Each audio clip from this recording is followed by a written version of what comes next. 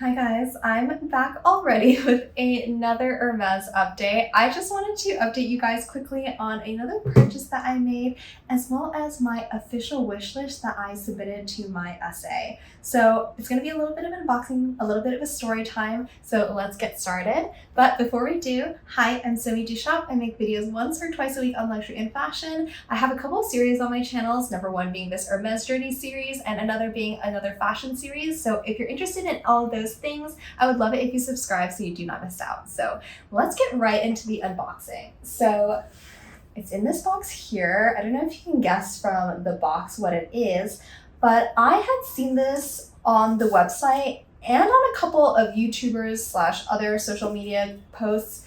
And I tried looking up information or like some more reviews or mod shots about this particular piece, and I really couldn't find anything. So I just ended up wanting to go in store and check it out, but let's get into the story time right after. So opening this up, it is the Cape Cod watch in stainless steel with just the regular face in the 31mm size. So guys, this watch is absolutely stunning. Oops. So what just fell out was like the care booklet and the guarantee card. Let me just pick this up. But I had been wanting a watch for quite some time now, I would say. I'm not really a watch person. I have an Apple Watch, but I'm not really interested in watches or designer watches or luxury watches particularly.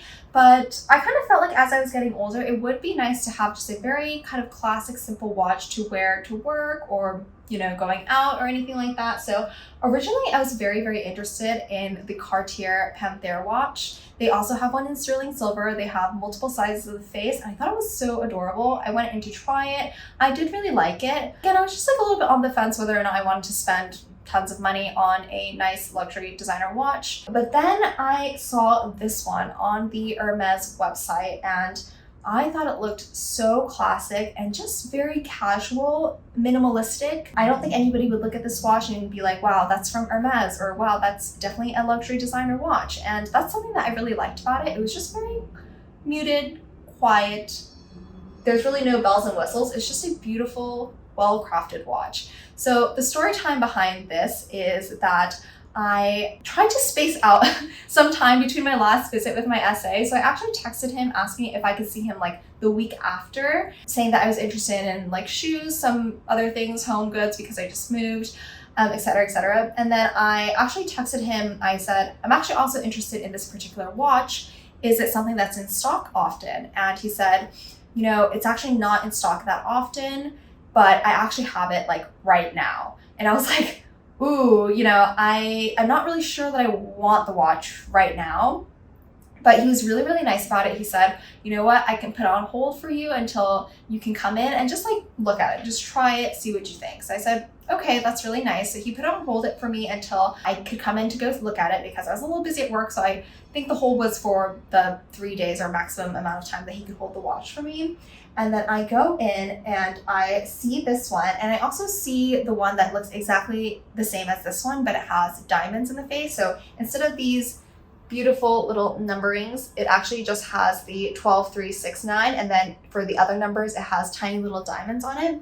The price difference was like over $1,000 or something along the line. So I thought that that one was very pretty, but again, I felt like it was a little bit more dressy, and I was definitely going for just like an everyday casual watch. So I actually just like fell in love with this watch. I think that the stainless steel is very radiant. The face has this like rounded shape to it from the top to the bottom. So when you shimmer it up and down, I'll try to get close-ups later, it's very like mercurial. Like I can't really describe it, but it's just really beautiful to look at. But when you say, oh, what's beautiful about it, it's just like the craftsmanship. There's just so much seamlessness in the design. I think there was a lot of thought put into how it looks.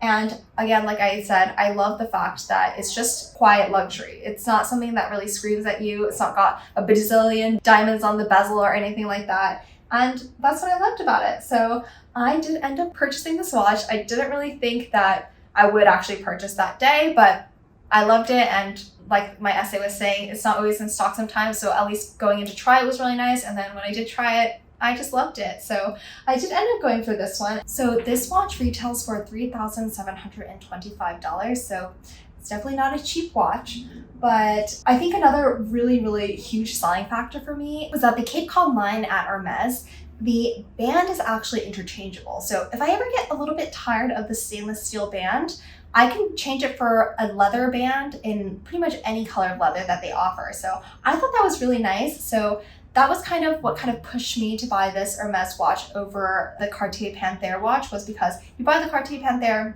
that's the watch that you're gonna get for the rest of your life. But it is really nice that the Cape Cod is a little bit more versatile. So if I wanted to kind of make it even more casual or even dress it up, you know, picking a black or white leather band or even a gold band would be something really nice to add. And I think it would look like a totally different watch with those bands as well. So that's ultimately why I did decide to go through with this. But let me go a little bit now more into the story time of my visit. So I said yes to the watch basically, and then I had actually brought something to Hermes to return. And I was a little bit nervous about this because, well, I'd never returned anything at Hermes before, but also I don't know if there would be like some kind of weird tension or prejudice or anything because I was returning something.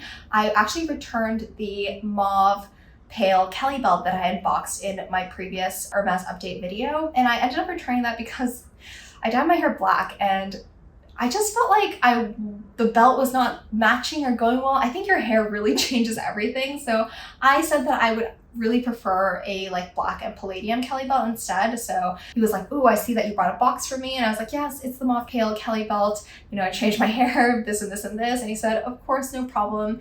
I'll keep my eye out for the black and palladium Kelly belt for you if it ever comes in." And I said, "Okay, thank you." And then I ended up purchasing the watch. So then they had to go and adjust the size for the watch for me. So we had a little bit of time to just chat and everything. So we go back to the jewelry section and sit down together. And he said, "Is there anything else that you want to see?" And I said, "No, but actually, could I formally put down my wish list with you?" And I had no really idea how this exactly works. I've seen other people on YouTube talk about, you know, asking for their wish list and how they recommend going about things. And usually they're just like very frank, point blank. Even on the first visit, they'll go and say, you know, these are the bags that I want. But I didn't want to be too pushy or anything like that. So I had not really brought up my wish list before this. I kind of very casually in passing been like, "Oh, haha, I like BK in neutral colors," but so does everybody else, right? So he kind of laughed when I said that, and he said, "Oh my gosh, everyone's so scared to ask me, but of course, like, we want these bags, so of course you should tell me because I'm here to get them for you." And I was like, "Oh, that's so sweet."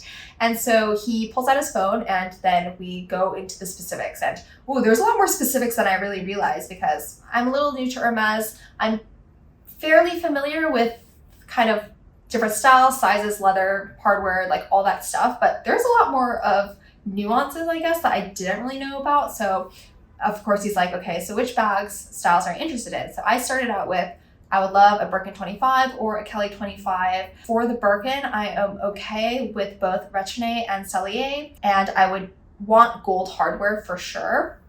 And then he said, "Okay, well, what about Birkin 30? Because, you know, everybody wants a 25. Everybody wants neutral colors," which I also specified that I want neutral colors. And he said, "So what do you think about the Birkin 30? I said, "Ooh, I think it's okay, but I've never actually seen or held a Birkin before, or a Kelly before, or a Constance before. I've never held any of the Holy Trinity bags before, nor have I seen like their sizes in person." So it's actually quite funny thinking about it, right? We're asking for these dream bags that, you know, we may have never actually seen or held in our lives before. So I said, "I think I'm okay with 30, but I'm actually not too sure." And he said, "Okay, let's put a hold on that for a second. Let's go to the Kelly.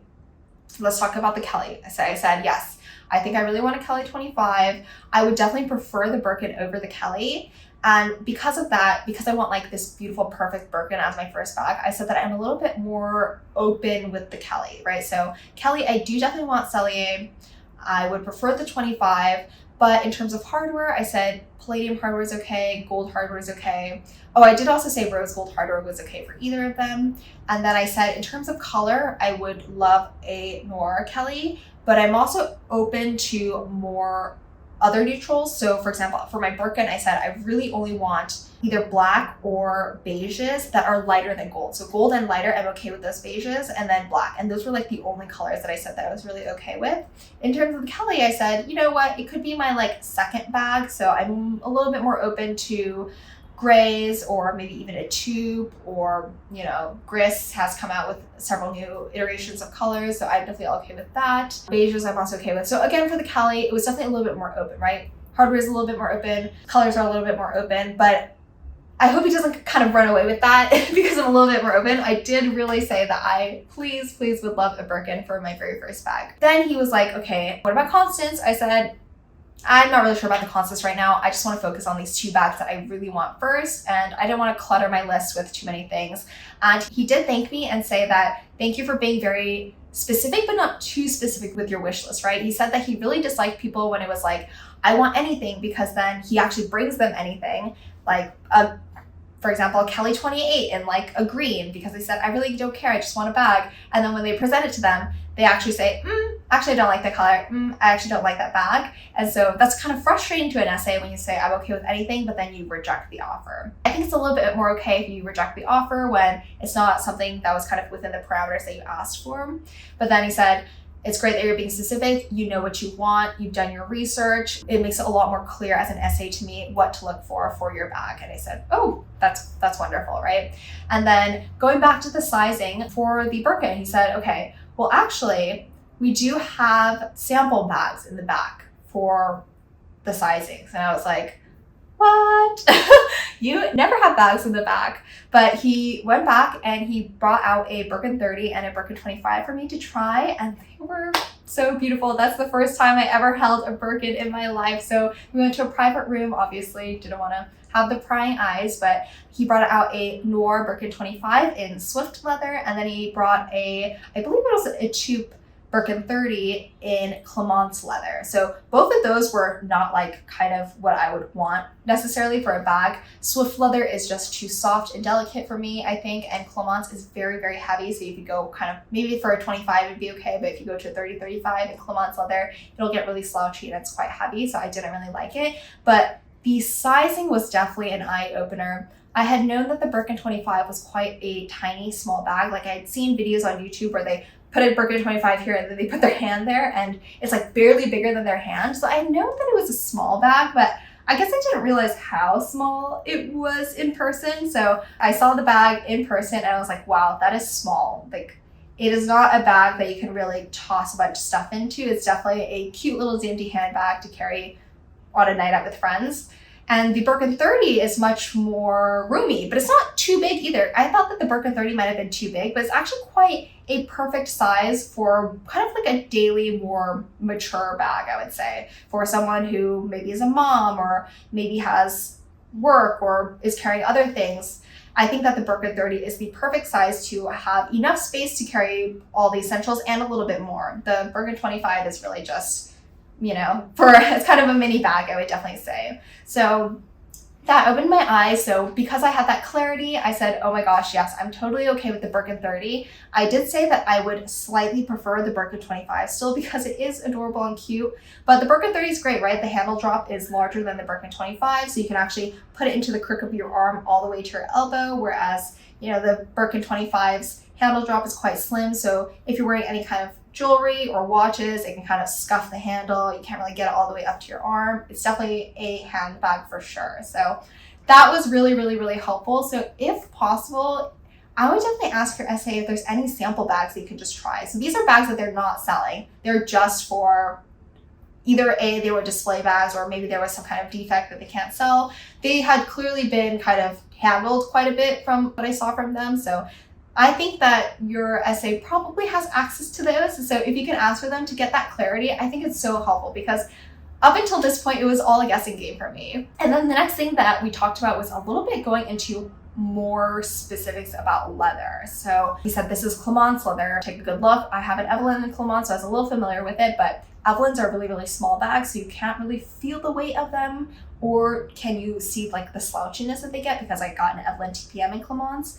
But having the Birkin 30 in the Clemence leather, it was heavy. Like there was definitely a good amount of weight to it, and he did say that it was more prone to sagging, especially in the larger sizes. So I said I would definitely prefer Togo leather, and I kind of said no to Clemence. Maybe not so clearly, but I did say that I prefer Togo leather. And then we talked about kind of the softer leathers. So for example, the Swift, I said, I do not want Swift. It's way too sensitive for me. But then he said, okay, well, what do you think about some more of the heritage leather? So there's like box leather, and I know that box leather for like a black Kelly are some people's dreams, but again, it's a little hard to like make a definitive yes or no decision on leathers that you've never seen before. Like I'd seen box leather Kellys in pictures or in YouTube videos, but I never felt the leather. I had never seen the leather. So I said, I think I'm open to it, but I'm not sure. And I think that's the best way to say it. Like if you don't want something, make it clear that you don't want it. If you really want something, make it clear that you really want it. But I think it's also okay to say,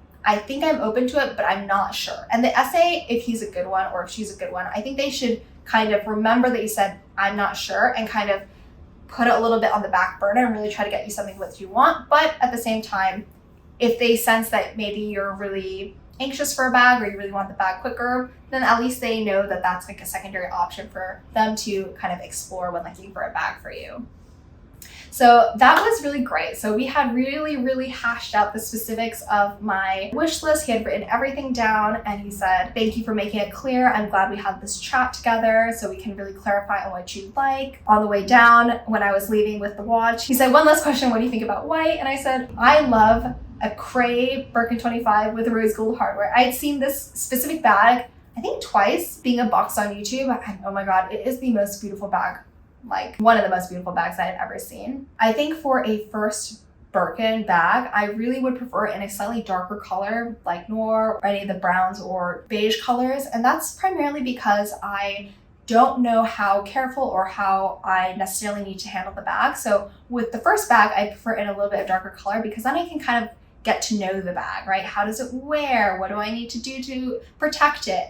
And all that kind of stuff. And then once I'm comfortable kind of using the bag and handling the bag for a certain period of time, then I'd be more comfortable getting a lighter color like Cray, which is so stunning and beautiful. But if I got it as my first bag, I think I would be a little scared to use it. And I don't want to be scared to use a bag that I paid so much money for. So it's definitely something that I would really love in the future, but I said no for the first bag.